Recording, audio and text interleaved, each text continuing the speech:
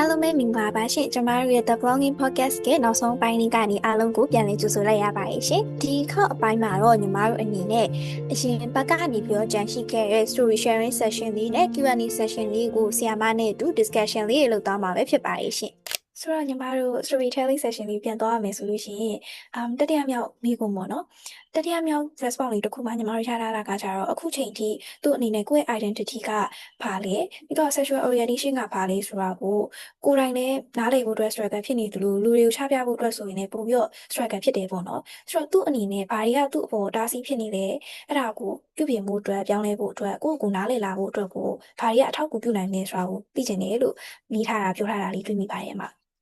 Okay ဆိုတော့identity ပေါ့လေနော်အဓိကအဖြစ် struggle လုပ်ရတယ်ဆိုတဲ့ကိစ္စကလေအကုန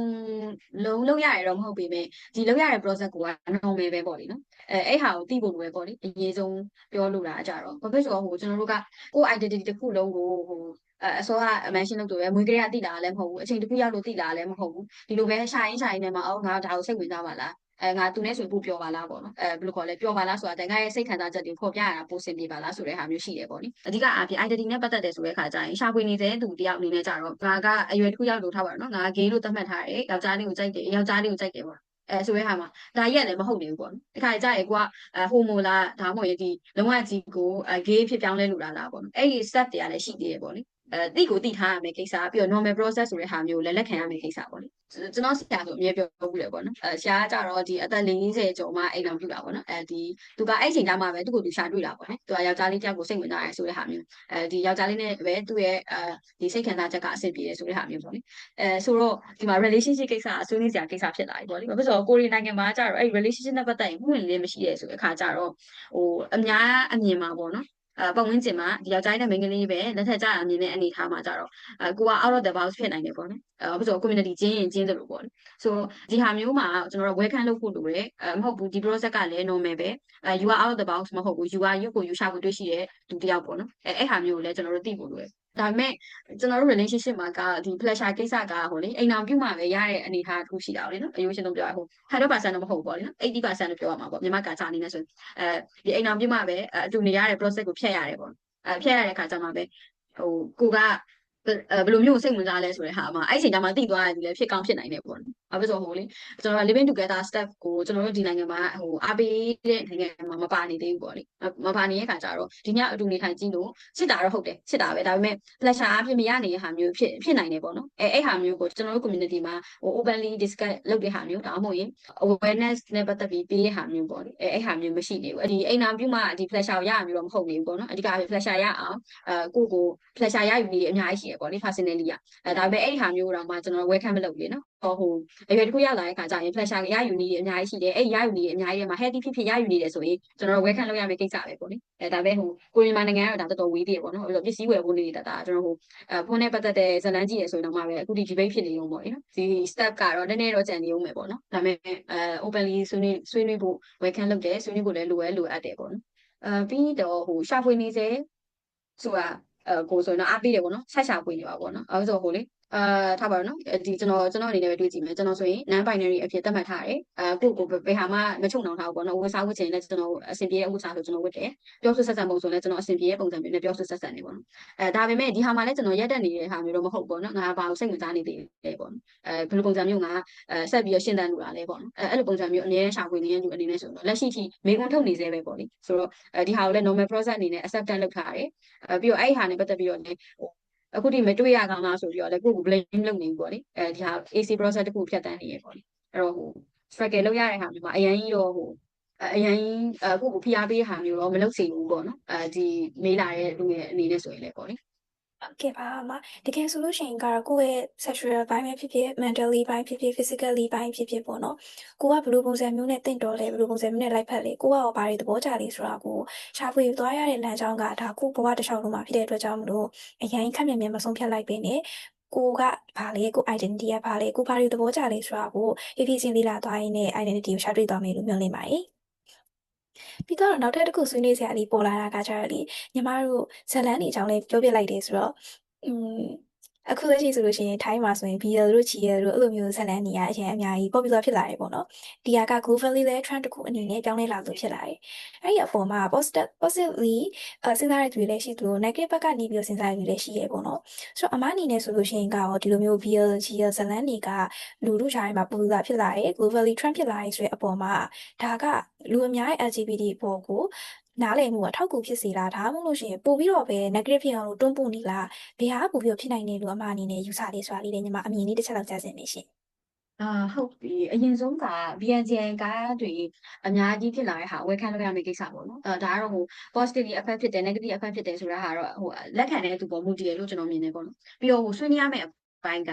BNGN လို့ပြောတဲ့အခါမှာဟိုလေ character က mix ဖြစ်စေတာလို့မြင်တယ်ပေါ့လေဒီဇက်လန်ရဲ့သဘောတရား mix ဖြစ်တာမဟုတ်ဘဲね character ပြီးတဲ့အခါကျရင်ထားပါတော့နော်ဇက်လန်ကလည်းရှိမှာပေါ့နော်ဘယ်ဆိုrate လုပ်တဲ့ကိစ္စတို့ဒီမလားဟိုလေအရှိမအရန် hit ထသွားပေါ့နော်ဒီကောင်လေးကိုအရန်ချစ်လုံးအကြည့်လို့ကောင်လေးကိုပိုင်ဆိုင်လို့ရဲ့အနေနဲ့ rate လုပ်တဲ့ကာချာတစ်ခုပေါ့နော်အဲ့ဒီကာချာကိုပို့ပြီး promote လုပ်ပြီးနေတဲ့ blog spread တွေတို့ဒါတွေကတော့ဆွေးနွေးကြဖြစ်နေမယ်ပြီးတဲ့အခါကျရင် GN လို့ပြောတဲ့အခါမှာနှစ်အောင်လုံးအရန် on fire ပေါ့နော်ဟိုသိရမလားဟိုလေ character ကအခုဒီဘောင်ထဲမှာရှိနေတဲ့ဟာကြတော့လုံးဝကြီးကိုstructure အားဖြစ်တော့လည်းကောင်းလှပအားဖြစ်တော့လည်းကောင်းလုံးဝဒီ perfect ဖြစ်နေတဲ့သူမျိုးတွေကိုပဲဒီ GN ကားတွေမှာတွေ့ရတယ်ပေါ့နော်ဒါကတော့ negative အားဖြစ်ဆိုရင် mix ဖြစ်စေတဲ့ဟာမျိုးတော့မဟုတ်ပေမဲ့ဒီ out the box ဖြစ်တဲ့အနေအထားမျိုးပေါ့နော် character တွေရွေးဖို့တော့လိုတယ်ပေါ့နိဒါကတော့ approach လုပ်ရမယ့်ကိစ္စတော့မြင်တယ်ပြီးတဲ့အခါကျ BN ဆိုလည်းအတူတူပဲပေါ့နော်ကောင်းလေးညောင်လုံးဝလုံးဝကိုခေါ်တယ်ညောင်လုံးကြည့်ကျင်စရာပဲပေါ့နော်ဒါပေမဲ့ကျွန်တော်တကယ်ကြောက်ဆိုဆွေးနွေးဘူးလားရှိရပေါ့နော်လုံးဝကြီးကို masculine ဖြစ်တယ်ပြီးတဲ့အခါကျရင်တစ်ဖက်ကကောင်လေးကကြတော့လုံးဝကြီးကို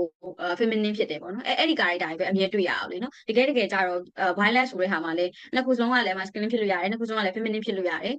သိရမလားကျွန်တော်ရိုးရှင်းဆုံးပြောရင်ပါဟိုဂျင်းနေမှာဂျင်းခန္ဓာကိုယ်လုံးဝဒီတောင့်တင်းနေတဲ့သူတယောက်ကနှွဲနေရဲဆိုတော့ negative ဖြစ်တဲ့ sense ကိုတုံးကြရတယ်ပေါ့နော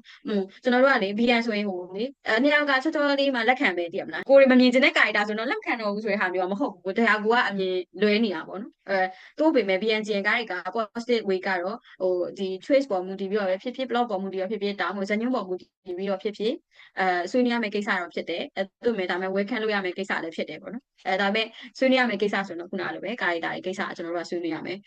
BN လို့ပြောတဲ့ဟာမှာဒီဟို character type နှစ်ခုတွေကပဲ BN မဟုတ်ဘူးပေါ့ဒီလိုမျိုးကြီးဆွေးနွေးရမယ်ပြီးတဲ့အခါကျရင်ဟို GN လို့ပြောတဲ့အခါမှာဟိုတစ်ဖက်ကလည်းအဲ့ခုန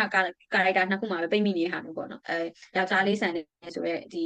ဖြစ်တဲ့ပုံစံမျိုးသွားတယ်တစ်ဖက်ကကြတော့တစ်ဖက်မိန်းကလေးမှာကြတော့ဒီမိန်းကလေးဆန်နေဆိုတဲ့ character ကိုအမြဲပြီ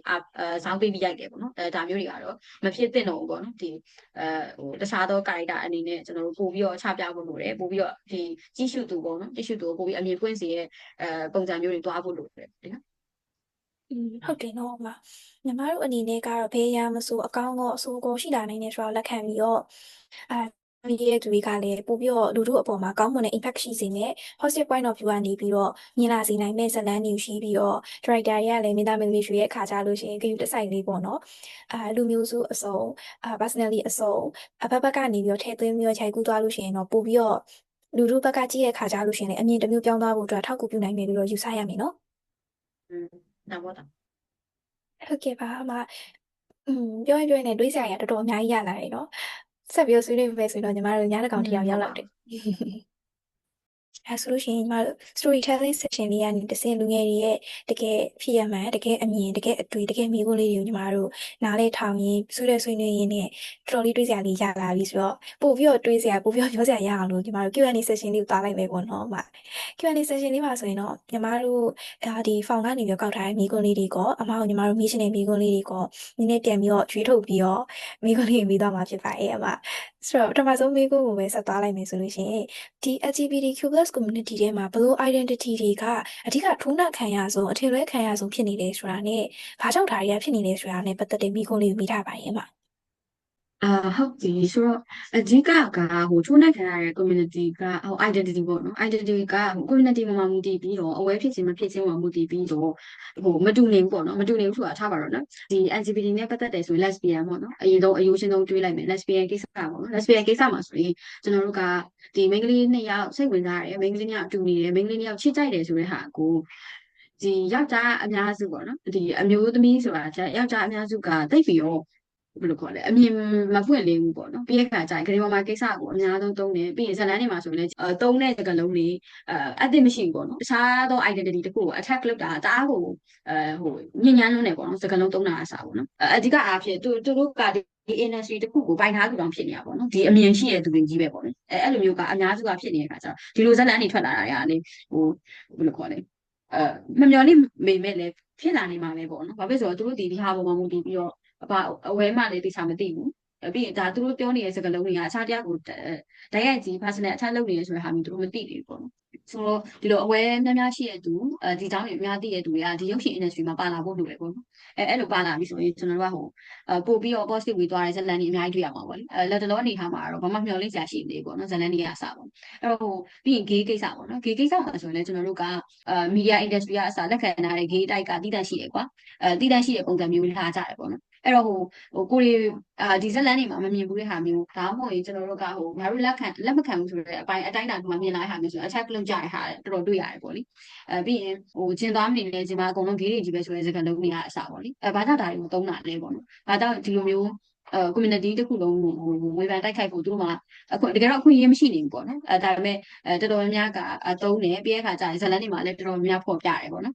ဒါအယူချင်းတော့ဘာလို့ဇလန်နဲ့ချိန်ပြီးပြောရတာလဲပေါ့နော်ဘာဖြစ်လို့ဇလန်ကပဲ community ကိုအများဆုံးရောက်တာပေါ့လေနော်ကျွန်တော်တင်တန်းထက်ဆိုင်ဇလန်ကပိုရောက်တယ်လीနော်ပြီးရင် advocacy ထက်ဆိုင်ဇလန်တွေကပိုရောက်တယ်ဆိုတော့ဒီ media industry ကိုကိုအနေနဲ့ပေါ့နော်ကိုဒီ advocate လုပ်တဲ့လူတယောက်အနေနဲ့ဆိုရင်တော့ဒီ industry မှာအမြင်ပွင့်လင်းတဲ့သူတွေပြီးတဲ့အခါကျရင် identity ကိုအများကြီးဖော်ပြပေးနိုင်တဲ့သူတွေအများကြီးရှိဖို့လိုတယ်ပြီးတော့ဒါကို support လုပ်ဖို့လိုတယ်ပေါ့လေပြီးတော့အဲ့မှာပေါ့နော်အဓိကအပြင်ဘယ်သူကပုံပြီးထိခိုက်နေလဲဆိုတဲ့ဟာကကျွန်တော်ဆွေးနွေးလိုတာကြတော့community မတူနိုင်ဘူးပေါ့နော် community ပေါ်မှာမူတည်ပြီးတော့လည်းဘယ်သူတွေကပို့ပြီးတော့ထိခိုက်နိုင်တယ်ဘယ်သူကပို့ပြီးတော့ပြောခံရနိုင်တယ်ဆိုတဲ့ဟာမျိုးရှိလာတာပေါ့လေပြီးတော့ဘိုင်နဲ့ပတ်သက်တယ်ဆိုရင်လည်းဘယ်လိုခေါ်လဲဒီမြန်မာစကားလုံးတွေဆိုလဲအစုံတုပ်လို့ဆိုတဲ့ဟာမျိုးသိရမလားဒါဒီလိုမျိုးတွေကိုဖော်ပြလို့မရဘူးဖော်ပြလို့မရဘူးဆိုတာတဲ့ဖော်ပြရမယ့်ကိစ္စမဟုတ်ဘူးပြီးတော့personal attack ကိုတိတိုင်ကိုလုပ်နေတဲ့ဟာမျိုးကိုအားပေးရမယ့်ကိစ္စလည်းမဟုတ်ဘူးပေါ့ကျင်းနေတာတော့ဒီဟာတွေကဒီလိုစကားလုံးတွေသုံးတာရှုံချတယ်ဆိုတဲ့ဟာမျိုးကအများကြီး debate လုပ်ဖို့လိုတယ်အများကြီးဆွေးနွေးဖို့လိုတယ်ကျွန်တော်တို့ကတခြားလူရဲ့ personal ကိုဘောင်ကျော်ပြီးပြောနေတဲ့ဟာတွေကတအားကိုများလုံးအားကြီးတယ်ပေါ့တခြားအဲ့လိုပဲပြောရမယ်ရှင်မရဲ့ပြီးတော့ trend ကိစ္စပေါ့နော် trend ကိစ္စမှာဆိုလည်းကျွန်တော်တို့ကဟိုလေလုံးဝကြီးလုံးလုံး trend women ဖြစ်ဖြစ် trend man ဖြစ်ဖြစ်ပြောင်းထားတဲ့ဟာကိုပဲ acceptance လုပ်မယ်လို့ဒီလိုကိစ္စတွေကိုလေတွင်ကြဲကြဲဆွေးနွေးဖို့လိုရပေါ့လေ trend လို့ပြောတဲ့အခါမှာကျွန်တော်တို့ကအဝယ်စားနဲ့ပတ်သက်ပြီးသူကသတ်မှတ်ထားတဲ့ဟာမျိုးရှိတယ်ပေါ့လေလုံးဝအဝယ်စားကိုပဲ changes လုပ်နိုင်တဲ့အနေအထားမျိုးရှိတယ်ပြီးရင်ပတ်စံမလိုက်နိုင်ဘူးပေါ့နော်ပြီးတော့ပတ်စံလိုက်ဖို့လည်းသူရီမန်းချက်မရှိဘူးပေါ့လေပြီးတော့တခုရှိတာခန္ဓာကိုယ်လည်းအနာခံပြီးတော့လည်းသူမခွဲစိတ်ချင်ဘူးအဲ့ဟာမျိုးမှာသူက trans women ဖြစ်သတ်မှတ်ထားတယ် trans man ဖြစ်သတ်မှတ်ထားတယ်ကျွန်တော်တို့ကသူသတ်မှတ်ထားတဲ့အတိုင်းကျွန်တော်က accept လုပ်ဖို့လိုရပေါ့လေအဲ့ဟာမျိုးတော်တော်များကမလုပ်ကြဘဲနဲ့သူကညာနေတာလို့သိရမလားသိရမလားပြီးရင်သူကငွေကြေးရယူလို့မဖြစ်ဖြစ် attention ရယူလို့ဖြစ်ဖြစ်သူကငါတို့ရှိရတဲ့ပြားယူနေတာဆိုတဲ့ဟာမျိုးကိုလောက်ထိမဆွေးနွေးဖို့လိုတယ်ပေါ့လေမပြောဖို့လည်းလိုတယ်ပေါ့လေဘာဖြစ်လို့သူကဒီလိုမျိုး accept လုပ်ထားတယ်ဆိုတော့ကျွန်တော်တို့ကဒီတိုင်းပဲ accept တန်လုပ်ပေးဖို့လိုတယ်ပေါ့လေအဲ့ဟာမျိုးကိုလည်းကျွန်တော်တို့ဒီ community မှာများများဆွေးနွေးဖို့လိုတယ်လို့ကျွန်တော်မြင်နေပေါ့လေပြီးတော့ queer ပေါ့နော် queer community ဆိုရင်တော့လေပို့ဆိုးတဲ့ queer ဆိုတာဘာလဲဆိုတဲ့ဟာမျိုးမသိနေတဲ့အနေအထားမျိုးမှာဆိုတာဒီ community ကပူအောင်ကျင်းမြောင်းသိရပေါ့လေ queer နဲ့ပတ်သက်တယ်ဆိုရင်ဘယ်လိုခေါ်လဲဝေဖန်ထိုးနှက်မှုအများဆုံးခံရနိုင်တယ်ခံရနိုင်မှုဆိုတဲ့ဟာမှာပတ်ဝန်းကျင်ကအဝဲမဖြစ်ဘူးဆိုတဲ့ဟာမျိုးကိုရီးယားသိထားတဲ့အနေအထားတစ်ခုရောက်တယ်ဆိုရင်ပြီးတော့နောက်တစ်ခုကဘယ်လိုမျိုးရင်ဆိုင်ရမလဲပေါ့နော်ဘယ်လိုဆောင်ရွက်တင်လဲဆိုတဲ့အခါကျတော့ကိုကအဲ့ဒီကိစ္စတွေသိထားတယ်ပြီးတဲ့အခါကျရင် self love နဲ့ပြတ်သက်ပြီးတော့ဖြစ်ဖြစ် self confidence နဲ့ပတ်သက်ပြီးဖြစ်ရှိရဆိုရင်ဒါတွေကိုအရင်အလေးမထားဖို့လိုရပေါ့လေပြီးတော့ကိုယ့်အတွက်toxic ဖြစ်တယ်ဒါမှမဟုတ်ကိုယ့်အတွက်ကိုယ့်ဘဝရှေ့ဆက်လမ်းမှုပဲဖြစ်ဖြစ်ကိုယ့်ရဲ့နေ့လူကဖြတ်တန်းမှုပဲဖြစ်ဖြစ်အနှောက်အယှက်ဖြစ်လာတယ်ဆိုရင်တော့ဖြစ်ခေါင်းထဲကထုတ်ပြဖို့လိုတယ်ပေါ့နော်ထုတ်ပြနိုင်တဲ့အနေအထားတစ်ခုကိုလည်း empowerment program တွေလုပ်ပေးဖို့လိုတယ်ပေါ့လေဒါမျိုးတော့ဇာပေးပြီးဆွေးနွေးလိုပါတယ်ပေါ့လေနော်လူထုအပေါ် empower လုပ်တာကို awareness ပေးတာကိုကလေအမပြောခဲ့သလိုမျိုးပေါ့ထိုက်ရိုက်ကြီးပြောပြတာမျိုးသင်တန်းတွေတက်ခိုင်းတာမျိုးထက်စားလို့ရှိရင်အမှုပညာပိုင်းနဲ့ပြောလို့ရှိရင်ပိုပြီးတော့မြင်သာထင်သာရှိရဲပေါ့နော်ဒါပေမဲ့ကန်ဆိုးချင်တာလားဘယ်လိုပြောအောင်လားမသိဘူးညီမတို့မြန်မာရုပ်ရှင်လောကမှာဆိုလို့ရှိရင်ကတော့အချောက်ဆိုတဲ့ character မျိုးကိုမကောင်းတဲ့စိတ်ရုပ်ဖာတာစိတ်ရုပ်အနေနဲ့အများဆုံးပုံဖော်လေးရှိရဲပေါ့နော်ဆိုတော့ဒုတိယမိကိုအနေနဲ့အဲ့ဒါကိုသွားလိုက်မယ်ပေါ့နော် LGBTQ+ တွေကိုအဲ့လိုမျိုး type တစ်ခုအနေနဲ့ movie တွေစာပေတွေအဲ့လိုမျိုးကနေပြီးတော့တဆင့်အနုပညာကနေတဆင့်ပေါ့နော်ဖော်ပြထားတာတွေကလူထုအပေါ်တော်တော်ကြီးမားတဲ့ကြိုးတက်ရောက်မှုဖြစ်လာစေခဲ့ပေါ့နော်အဲ့ဒါဒီအပေါ်ကိုဘယ်လိုမျိုး ချုပ်ကင်တင်လဲဘယ်လိုမျိုးပြောင်းလဲတင်လဲပေါ့နော်မ ပြီးဆိုတော့အဓိကအဖြစ်လေမြန်မာရုပ်ရှင်မှာကြတော့ဒီ LGBTQ+ ပေါ့နော်အဲ့ဒီ community ကိုအဲ့ဒီစကားလုံးနဲ့သက်ဆိုင်တဲ့identity ကိုမသုံးဘူးပေါ့လေအယူရှင်းဆုံးပြောရရင်ယောက်ျားလေးကမိန်းကလေးလိုပြောင်းလဲပြုမှုနေထိုင်ခြင်းဆိုလဲအချောက်ပဲပြီးရင်မိန်းကလေးကအဖြစ်မွေးလာတယ်သူကယောက်ျားလေးလိုပြုမှုနေတယ်ဆိုရင်ပေါ်ပြတာအဲ့လိုစကားလုံးတွေပါအဓိကအဖြစ်လုံးဝကိုအသိမညီတဲ့စကားလုံးတွေသုံးတယ်ပေါ့လေနှိမ်လိုက်မယ်ဆိုရင်စကားလုံးနဲ့ဖြစ်ကောင်းဖြစ်နိုင်တယ်ပေါ့နော်အမရဲ့အမြင်ရဆိုရင်တော့ဒီလိုမျိုးသုံးလိုက်တာကနာကျင်ရောဟဲ့ဆိုတဲ့ဟာမျိုးဖြစ်နိုင်တယ်လို့အမမြင်တယ်ပေါ့လေဒီ community အနေနဲ့ဆိုလဲသူတို့ကိုဒီလိုမခေါ်ဘူးဒီလိုမသုံးလုံးဘူးပြီးရင်နာမည်ပဲသုံးဖို့ဒါမှမဟုတ်လဲသူတို့ခေါ်စီခြင်းတဲ့နာမည်တစ်ခုကိုခေါ်ဖို့ဆိုတဲ့ဟာမျိုးရှိရလေနော်ဆိုတော့ပြီးတော့မကောင်းတဲ့ဇက်ရုပ်ပေါ့နော်မကောင်းတဲ့ဇက်ရုပ်ဆိုတဲ့ဟာမှာဟိုလေကျွန်တော်ကဒီ LGBT group နဲ့ပတ်သက်တယ်ဆိုရင်make up လိမ့်တဲ့ဟာမျိုးလို့ပြီးရင်ရှောက်တီးဆေးပြားရောင်းနေပေါ့နော်ဒါဟို2000ဝန်းကျင်မှာဆိုတွေ့ရမယ်တင်တယ်ပေါ့နော်အဲ့လိုမျိုးရောင်းတဲ့ဟာမျိုး character ထည့်တဲ့ခါကြတယ်နော်ပြီးရင်nat တပင်တဲ့ပေါ့နော်အဲ့လိုပုံစံမျိုးတွေမှာပဲ character တွေထည့်ကြတယ်ပေါ့နော်အရင်ကကျင်းချောင်းသေးရဲ့ character တွေပေါ့လေနော်ရိုးရှင်းလို့ပြောရဒီ LGBT+ နဲ့ပတ်သက်ရင်ဆရာဝန် character တို့ပြီးတဲ့ခါကြရင်တခြားသောလုပ်ငန်းတွေလည်းလုပ်လို့ရတယ်ဆိုတော့အမြင်ဖွင့်တဲ့ကာရီတာတွေမထည့်ကြဘူးပေါ့နော်မထည့်ကြတဲ့ခါကျတော့သိရမလားဒီ gay ဆိုရင်တော့ဒီလောက်ပဲရှိရဆိုတဲ့ဟာမျိုးပြီးတော့အဲ့ဒီဟာမျိုးအမြဲဖြစ်တယ်ပေါ့လေဒါကဟို LGBT+ မှမဟုတ်ဘူးအမျိုးသမီးတွေမှာဆိုရင်လည်းတည်တတ်ရှိရတယ်နော်အမျိုးသမီးဆိုရင်ဆရာမဒါမှမဟုတ်ရင်အိမ်အောင်ရှင်မပြီးရင်ဈေးရောင်းသူဒီကာရီတာတွေပဲရှိရပါတော့အဲ့တော့ကာရီတာတွေလည်းပိတ်မိနေတဲ့ဟာမျိုးအမြဲတွေ့ရတယ်ပေါ့လေမြန်မာရုပ်ရှင်မှာတော့အဲ့တော့ဒီဘိုင်းတွေကလည်းဆွေးနွေးကြဖြစ်တယ်ဒါပေမဲ့ဟိုပို့ပြီးနှိမ်ချတဲ့ဇာတ်လမ်းတွေမှာဆိုရင်ကြတော့ဘယ်လိုခေါ်လဲအဆုံးမဲ့ချစ်ချင်းပုံစံမျိုးအမြဲတမ်းနှိမ်တာလည်းမဟုတ်ဘူးဒါပေမဲ့အမှားဖြစ်သေးလားဆိုတော့လည်းမဖြစ်ဘူးပေါ့လေကာရီတာကိုပုံဖော်တဲ့ခါကြာလေလုံးဝကြီးကိုအဆုံးမဲ့ချစ်ချင်းပေါ့နော်အဆုံးမဲ့ချစ်ချင်းနဲ့သူကဒီမိသားစုအတွက်ပေးဆက်တယ်ဆိုတဲ့အခန်းကဏ္ဍရိုက်တာပေါ့ဘဝရဲ့ရှင်တန်ခြင်းအကုန်လုံးကဒီမိသားစုပုံမှာပဲပေါ့နော်အဲ့လိုပုံစံမျိုးတွေနဲ့ပဲထည့်ထားတယ်တကယ်ရိုးရှင်းဆုံးပြောရရင်ဒီလိုကာရီတာတွေပြီးရင်ဖန်တရားလဲလဲထက်နေတဲ့ကရီယာတွေနဲ့တိစောက်ထားတဲ့ကာရီတာတွေပေါ့နော်အဲ့လိုမျိုးကာရီတာတွေကရိုးရှင်းဆုံးပြောရရင်ကိုရီမကြည့်တဲ့သူတွေအတွက်ကတော့ကိစ္စမရှိဘူးပေါ့နော်မကြည့်တော့ဘာမှမဖြစ်ဘူးပြီးတော့ဟိုဒီကိစ္စတွေနဲ့ပတ်သက်ပြီးသိထားတဲ့သူတယောက်အနေနဲ့ကြည့်ရတဲ့အခါကျတော့ဝေဖန်စရာတွေတော့ဖြစ်တယ်ဒါပေမဲ့ဘာမှတော့မဖြစ်ပေမဲ့မသိတဲ့ community တခုကဒီဖန်တရားလဲဆက်နေတဲ့ဒီလို character တွေကိုကြည်ချင်းအားဖြင့်ဆိုရင်တခါတည်းသွားပြီးတော့ personality သွားမြင်လိုက်တဲ့ဟာမျိုးဖြစ်သွားစေနိုင်တယ်ပေါ့နော်။ဘာဖြစ်ဆိုတော့ဟို gay တယောက်ဆိုရင်ဒီလောက်ပဲလုပ်တယ်ပေါ့နော်ထားပါတော့နော်။ဒီ trans women တယောက်ဆိုရင် make up နဲ့ပတ်သက်တဲ့ဖန်တီးတဲ့ဟာ designer နဲ့ပတ်သက်တာဒါပဲလုပ်ကြရှိရဆိုတဲ့ဟာမျိုးဖြစ်သွားစေတယ်ပေါ့။ပြီးတော့သူကဒီဟာမျိုးတွေနဲ့မရှင်းတန်ခြင်းတခြားလုပ်ခုနဲ့ဖန်တီးမယ်သူဟာသူလုပ်မယ်ဆိုသူအများကြီး challenge ခေါ်ရတဲ့ကိစ္စတွေဖြစ်လာတယ်။ဒါရအစိတ်တောက်ဖြစ်စေတယ်ဇလန်တွေအစိတ်တောက်ဖြစ်စေတဲ့ဟိုဇက်ရုပ်တွေပြီးတော့ဟိုဘယ်လိုခေါ်လဲတကယ်ကြာရင်ဒီဇလန်တွေကပဲပုံပေါ်နေသလားဆိုတော့လည်းမဟုတ်ဘူးပေါ့နော်အပြင်မှာဒီထက်ဆိုတဲ့အနေထားအများကြီးရှိရပေါ့နော်ဟိုအမျိုးသမီးနှစ်ယောက်ကြိုက်သွားတဲ့ဟာမျိုးမှာဟိုလေနစ်နာတယ်ဆိုရင်ငါတို့ကဆုံးရှုံးလိုက်ရတယ်ဆိုတဲ့ဟာမျိုးပြီးရင်အမျိုးသားနှစ်ယောက်ကြိုက်သွားရင်လည်းမိန်းကလေးတွေကတွေးကြတာငါတို့ကကြိုက်စရာရော့သွားတယ်ဆိုတဲ့ဟာမျိုး no ယူတို့ဒီမှာပြန်လာမကြိုက်ဘူးသူတို့မြောက်သူတို့ကသူများကြိုက်ပါယူတို့နဲ့တစ်ချိန်ချင်းကဘာတစ်ခုမှတွေးခဲ့ရင်လည်းယူတို့ကြိုက်မှာမဟုတ်ဘူးတိလားဟိုလေဒါသူတို့ချစ်ချင်းမြတ်တာရှိပြီးသားကွာဒါပေမဲ့ဇလန်းတွေကတော့တည့်တဲ့အတိုင်းပဲနောက်ဆုံးကြရင်တော့ဖြစ်အကုန်လုံးကမွေးတဲ့အတိုင်းပြန်ဖြစ်သွားတယ်ဆိုတဲ့ဟာမျိုးပဲရိုက်ကြတာဆိုတော့လေဒါပေမဲ့ရှိနေနိုင်တာလည်းမတော့မမဘူးဆိုတော့ဒီလူတွေပဲရှိနေတော့လေဒီလူအဟောင်းတွေကပဲဒီစင်တာကိစ္စတွေမှာလုပ်နေတယ်ဒီလူအဟောင်းတွေကပဲဒီဇလန်းတွေကိုချဲလဲနေတော့လေဒီလိုဇလန်းတွေကတော့ဟိုနောက်9နှစ်လည်းရှိလာအောင်ပဲထင်ပါတယ်ရှိနေဦးမှာပဲပေါ့နော်ညီမတို့အနေနဲ့ကိုကြီးပြင်လာရတဲ့ community မှာလေလူတွေရဲ့အမြင်ကဒီဘက်ကိုရောက်နေပြီးသားကိုမှအနုပညာကနေပြီးတော့ပြန်ဖော်လိုက်တဲ့ပုံစံကွက်တွေကလည်းဒီ type တွေကိုပြန်ပြီးတော့တွန်းပို့လိုက်လို့ဖြစ်သွားတဲ့အခါကျတော့အမျိုးမျိုးကနေပြီးတော့ကျင်းတဲ့ချက်တွေတော့ရောက်သွားတယ်ပေါ့နော်အမဒါပေါ့ဟိုလေအဓိကကဟိုလေကျင်းမြောင်းသားရဲဆိုတာထက်တိလာတဲ့လူတွေတယောက်အနေနဲ့ကြတော့ဒီလိုဇက်လက်တွေက make sense မဖြစ်ဘူးဆိုတဲ့ဟာမျိုးပို့ပြီးဆွေးနွေးလာကြတယ်ပို့ပြီးတော့လက်ခံကြမဟုတ်ဘူးပေါ့နော်ပြီးရင်ဒီလိုဟာဇက်ကားတွေကြည့်ပြီးရီမောနေတဲ့ဟာလည်းတကယ်တော့သွားပြီး support လုပ်လိုက်တာနဲ့တူတူပဲဆိုတဲ့ဟာမျိုးပို့တိလာကြတယ်ပေါ့လေဒါပေမဲ့ဟိုသိတဲ့အတိုင်းပဲလေနော်မီဒီယာဆိုတာလည်းတစ်ခါကြာရင်ဒီ community ရှိလို့ဒီ media ရှိတယ်ဒီ media ရှိလို့ဒီ community ရှိရဆိုတဲ့ဟာမျိုးကအတုံးချတစ်ဖက်နဲ့အတုံးချနေတဲ့ဟာမျိုးဖြစ်နေရအောင်လေနော်ဒီဇလန်းတွေမဟုတ်ဘဲနဲ့အဖော်ဖြစ်စီရဲ့ဇလန်းတွေကိုရိုက်မယ်ဆိုရင်ဘယ်လိုခေါ်လဲနော်ကြီးစုသူကဘယ်လိုမျိုးအမြင်နဲ့တုံ့ပြန်မလဲဘယ်လိုချက်လက်နေခေါ်လာမလဲဆိုတဲ့ဟာမျိုးသူတို့လည်းလက်ရှိအနေထားရဆိုတော့ဘယ်လိုကြင်ကြရများတယ်ပေါ့တကယ်ကြာရင်ဟိုချက်လက်ခေါ်ပြီးရတဲ့ဟာကြီးအများကြီးရှိရပေါ့ဒီကြီးစုသူကဘယ်လိုမျိုး response လုပ်လဲဝယ်ခန်းလုပ်လားဝယ်မခန်းလုပ်လားမလုပ်လဲရတယ်ပေါ့နော်ငါတို့ကတော့ဒီအမြင်ဖွင့်စီရဲ့ဇလန်းတွေကိုများများရိုက်မယ်ဒါမှလည်းချိန်ဆက်ကြီးတစ်ခုဖြစ်လာမယ်ဆိုတဲ့ဟာမျိုးတည်တံ့ရှိတဲ့သူတွေကြတော့ဝင်ငွေရလည်းရှိသေးအောင်နော်ဂျာ မှာကြာလေမီဒီယာမှာဝင်ငွေပေါ်မှာမူတည်မိကိုလေးဟာမျိုးအဲ့မမီကိုပဲနဲ့ဆယ်လန်းကော်ပြီးရိုက်ခဲ့ကြတဲ့အတူလည်းရှိခဲ့ပါတယ်ပေါ့နော်ဟိုကာလတစ်ခုအားဖြင့်လက်ရှိမှာတော့ဒါကိုတိတ်မျှော်လင့်လို့တော့မရဘူးပေါ့လေဒါပေမဲ့အရင်တော့ကတော့ဆယ်လန်းကော်ပြီးရိုက်ခဲ့တဲ့သူရှိတယ်ပြီးရင်ဟို organization တွေကနေပြီးတော့ဒီလိုဇလန်းတွေများများပေါ်လာဖို့ short story တွေပေါ်လာဖို့ဆိုပြီးတော့ budget တွေထုတ်ပြီးဟာမျိုးတွေရှိတယ်ပေါ့နော်လက်ရှိကနည်းနည်းတော့ခက်ခဲဦးမယ်ပေါ့နော်ဟုတ်ကဲ့နော်ဒီလိုမျိုးဆက်ပြီးတော့ပုံစံကွက်ကြီးအတိုင်းမဲ့ပုံစံတစ်ခုခြားထဲမှာပိတ်ထားလိုက်သလိုမျိုးဖြစ်သွားတဲ့အခါကျတော့အဘက်ဘက်ကနေပြီးတော့မကောင်းတဲ့အချက်တွေကပို့ပြီးတော့ပေါ်လာတယ်ပေါ့နော်။အရာရာမှာတော့ကောင်းတာမကောင်းတာရှိရဲဆိုပေမဲ့ဒီလိုဟာမျိုးမှာကတော့ဒါမကောင်းတဲ့ဘက်ကပို့ပြီးတော့ impact ဖြစ်စေရပေါ့နော်။ဒါဆိုလို့ရှိရင်ညီမတို့အနေနဲ့လုံနိုင်စွမ်းရှိရဲ့ပမာဏတွေကနေပြီးတော့လူငယ်တွေရဲ့အပြုအမူတစ်ခုစီစကားတစ်ခုစီကလည်းဒါညီမတို့အနာဂတ်ကိုပုံဖော်တဲ့နေရာမှာဥပဒေချက်သေးတဲ့ဘွဲ့အနေနဲ့ပါဝင်လာမှာဆိုတော့လူငယ်တွေအနေနဲ့အနာဂတ်မှာ LGBTQ+ တွေအတွက်ကိုပို့ပြီးတော့လုံခြုံပြီးတော့ပို့ပြီးတော့လက်ခံနိုင်တဲ့လူမှုအတိုင်းအဝိုင်းတစ်ခုဖြစ်လာဖို့ဆိုရင်ဘာတွေကိုပြောင်းလဲဖို့လိုအပ်လဲပေါ့နော်အလွယ်ကူဆုံးရိုးရှင်းဆုံးနဲ့လူတိုင်းလိုက်လို့ရနိုင်ပေမဲ့သတိမမုံမိတဲ့အချက်ကလေးတွေပေါ့နော်အမဟုတ်ပြီဆိုတော့ဒီမှာပို့ပြီးလုံခြုံပြီးတော့ပိုလက်ခံနိုင်တဲ့လူမှုအတိုင်းအဝိုင်းတစ်ခုဖြစ်လာပေါ့အဓိကအဖြစ်ဘာတွေပြောင်းလဲလို့ရလဲပြီးတော့ဘာလေးလုပ်လို့ရလဲပေါ့နော်တည်တည်လေးရအစားအကြီးဆုံးပေါ့အဓိကအဖြစ်ကိုကိုတိုင်းက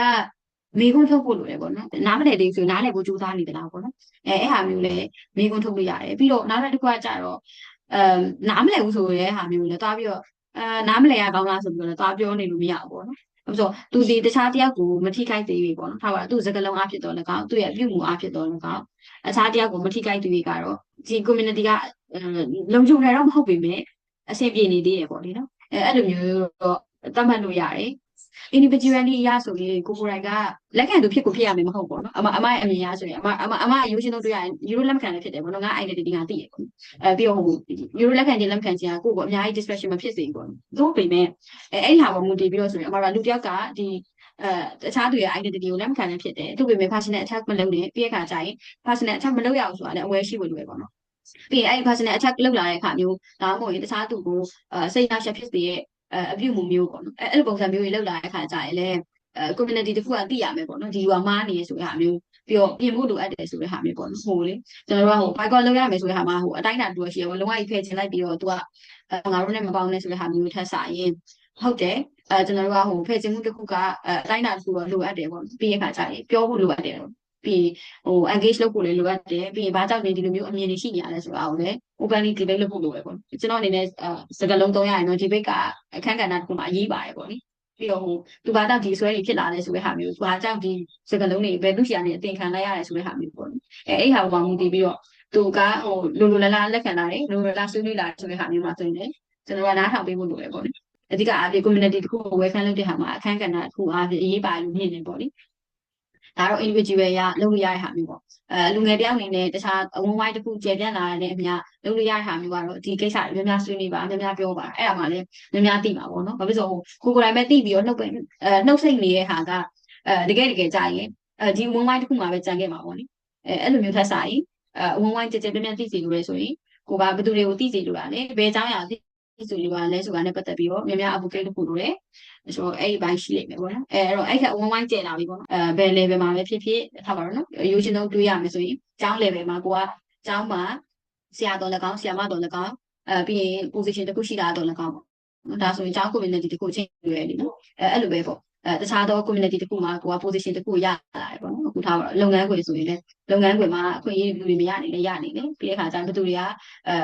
ကဒီ community ရဲ့အပြင်ဘက်ကိုရောက်နေတယ်ပေါ့အဲ့ဟာမျိုးတွေပုံမှာအများကြီးဆွမ်းဆောင်ပြရတယ်ပေါ့လေဒါတော့ဟိုတစ်စင်းချင်းကိုပါဝါကြီးလာတဲ့အမျှပေါ့ပြီးတော့နောက်တစ်ခုကကြတော့ဒီ social media ကိုသုံးတဲ့ပုံပြီးတဲ့အခါကျရင်သူ့ရဲ့ advocate လုပ်တဲ့နီးလန်းပေါ့နော်အဲ့ဟာရမတူနေတော့ဒီလမ်းကြောင်းတစ်ခုပဲသုံးရမယ်တော့မဟုတ်ဘူးဒါပေမဲ့ကိုအားတန်ရကိုစိတ်ဝင်စားရplatform တွေကနေဆွေးနွေးပါပြောပါ advocate လုပ်ပါပေါ့လေနော်ဟုတ်ကဲ့ကျေးဇူးပါဟုတ်ကဲ့ပါအမတိကျလေးရှင်းပြပေးသွားကျေးဇူးအများကြီးတင်ပါတယ်ဟုတ်ကဲ့ပါโอเคဒါဆိုရင်ညီမနောက်ဆုံးဒီကုန်းလေးအနေနဲ့ကလေကိုယ့်ရဲ့ identity ကိုရှာဖွေနေစေလူငယ်တွေပြီးတော့ဆိုရှင်ကိုယ့် identity ကဘာလဲဆိုတာသိတော့သိပြီဒါပေမဲ့ချပြတော့ချပြခြင်းနဲ့ဒါပေမဲ့အဲ့လိုမျိုးချပြဖို့အခက်အခဲဖြစ်နေတဲ့လူငယ်တွေပေါ့နော်နှစ်ခုပြန်ခွဲပြောပြရမယ်ဆိုလို့ရှိရင် identity ကိုရှာဖွေနေတဲ့လူငယ်တွေနဲ့ရှာဖွေပြီးပေမဲ့ချပြဖို့ခက်ခဲနေတဲ့လူငယ်တွေအတွက်ကိုဆရာအမအနေနဲ့ပေါ့နော်အပိစကားလေးတစ်ခုပြောရမယ်ဆိုလို့ရှိရင်ဘာလေးပြောချင်လဲပေါ့နော်ရှာဖွေနေတဲ့လူတွေအနေနဲ့ဆိုရင်တော့ဖြစ်ဟိုကိုရလမ်းစားတစ်ခုရောက်လာပြီဆိုတော့ ဆက်ရှာဖွေဖို့အားပေးတယ်ပြီးတော့ချပြဖို့အခက်အခဲရှိနေတဲ့သူငယ်တွေအနေနဲ့ကြတော့လေအများကြီးencourage မလုပ်ဘူးပေါ့နော်လုံးဝချပြရမယ်သိရမလားဆိုတဲ့ဟာမျိုးထက်ဆိုင်ကိုယ်စိတ်ထဲမှာ comfort ဖြစ်လာတဲ့အခြေအနေခံသိလာတယ်ပေါ့နော်အခြေအနေတစ်ခုဖြစ်လာတယ်ဒါမှမဟုတ်ကိုယ်စိတ်ကပြောဖို့လိုအပ်လာတယ်ဆိုရင်တော့consequence ရှိနိုင်တဲ့ဟာမျိုးတွေကိုစဉ်းစားပြီးတော့